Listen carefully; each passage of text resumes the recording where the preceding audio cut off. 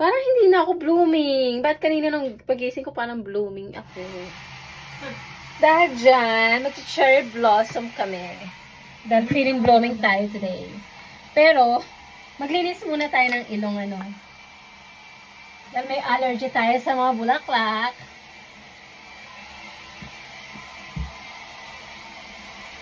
Nakakahiya.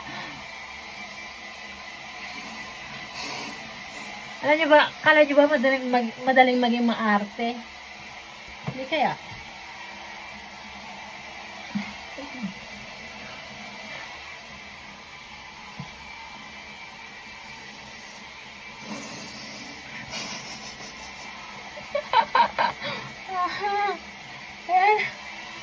Okay. Isa na yung isa. Ay, naku.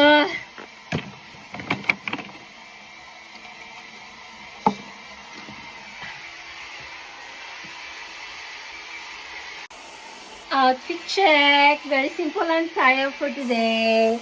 Dahil mag-cherry blossom tayo, we have to blend in. Para mukha tayong bulaklak. Sa Pinas, uso yun. Okay na to. Dito sa Europe, itong uso. Yan.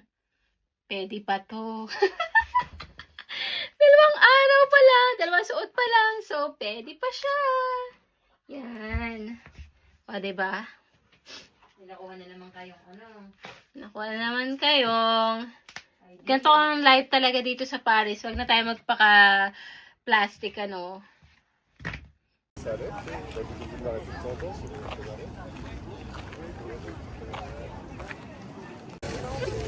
Teka lang. Yan, kung gusto nyo itodo yung kaartihan nyo. Ito ang technique. Nagbahan kayo ng sapatos, ano. For the picture lang naman. Nakakahiya. Pero ganito talaga. Kala nyo madaling maging maarte. Mahirap. Minsan nakakahiya. Minsan nilalaman ka ng kahihiyan. Pero, ganun talaga.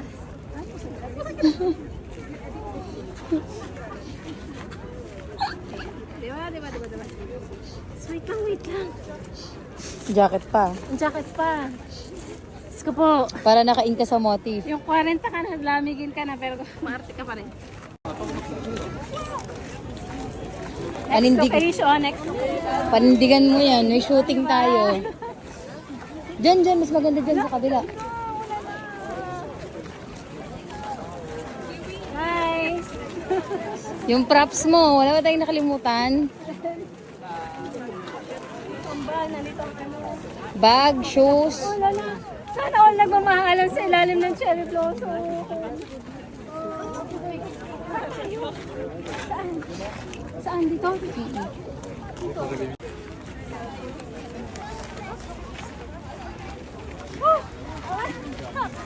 Puro paltas yan.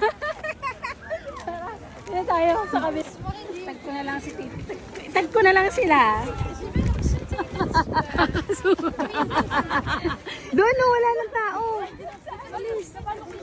Dito kaya sa may paaraw. Binibidyo nga kita.